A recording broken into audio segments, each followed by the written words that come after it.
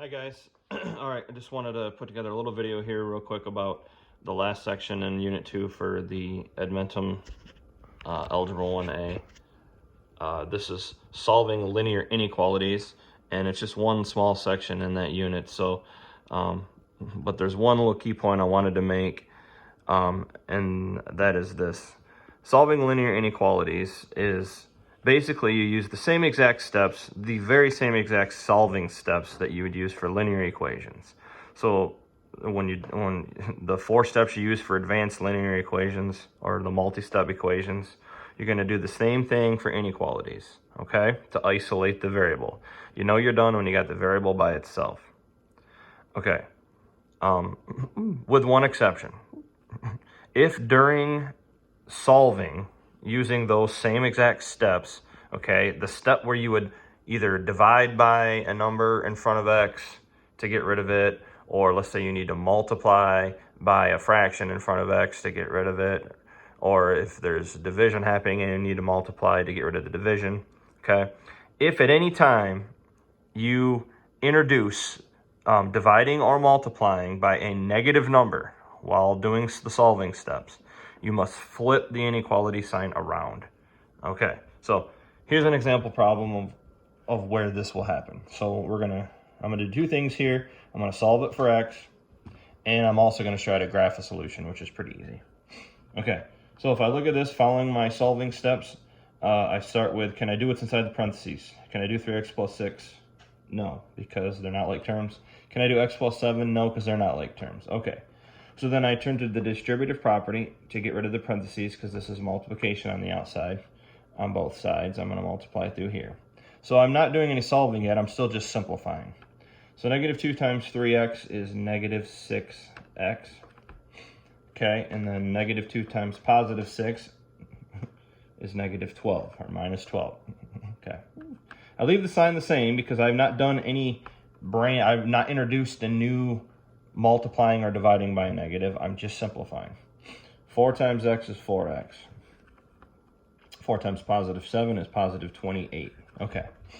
Now, moving forward in solving steps, I got x on both. First of all, I can't simplify any further on this side, right? Not like terms and not like terms here. Okay. So now moving forward, I got x on both sides. So I'm going to get rid of x on this side. So how do I get rid of positive 4x? I subtract 4x, okay?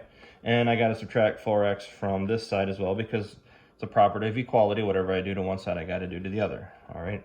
So this is 0. All right, now negative 6x minus 4x is negative 10x, okay? So that involves negatives, but that is not a situation. You're not going to flip the sign here. This is just minusing, okay? You don't flip the sign when it involves addition or subtraction. So we end up with negative 10x minus 12. Bring down the greater than or equal to 28. Okay. Now we're in kind of the third level of our solving steps that we use for equations, but we're going to use the same here.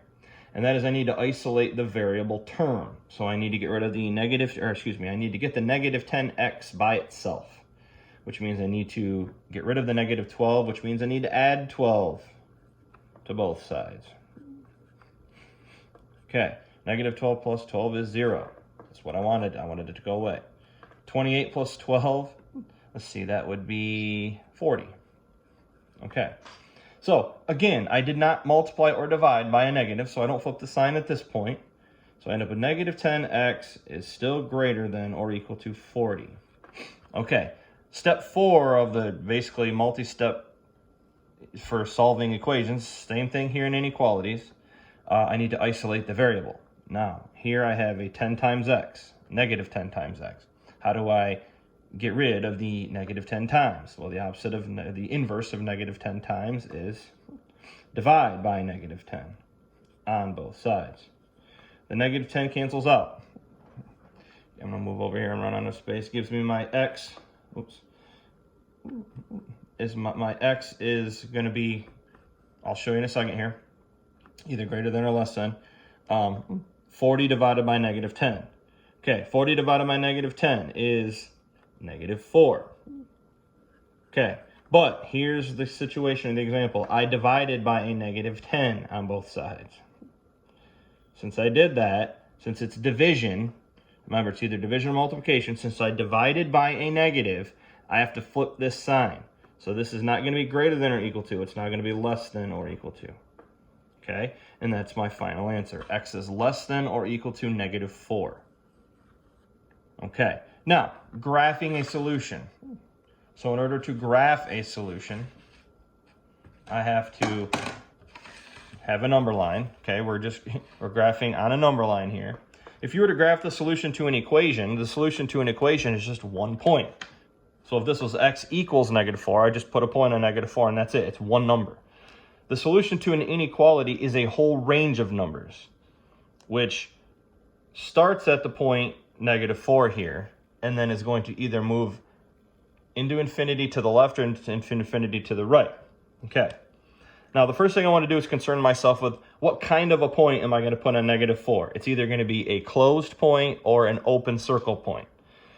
If it is less than or equal to, basically, if it has the or equal to line underneath, that is going to be a closed point. So I'm going to go to -4 and put a closed circle there because it includes the point -4.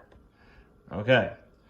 If it was just less than -4, didn't have the or equal to, then I would put a circle at -4, not a closed point, not a filled in point, because it doesn't actually include the point -4.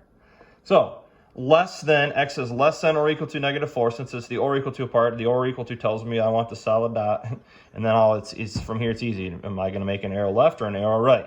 Well, less than -4. All the numbers less than -4 or smaller than -4 are to the left of it. So my arrow goes in this direction. And that is the graph of the solution x is less than or equal to -4. So any number from -4 or smaller would work as a solution to put into this original inequality, and if I put it in for x on both sides, it would make it true.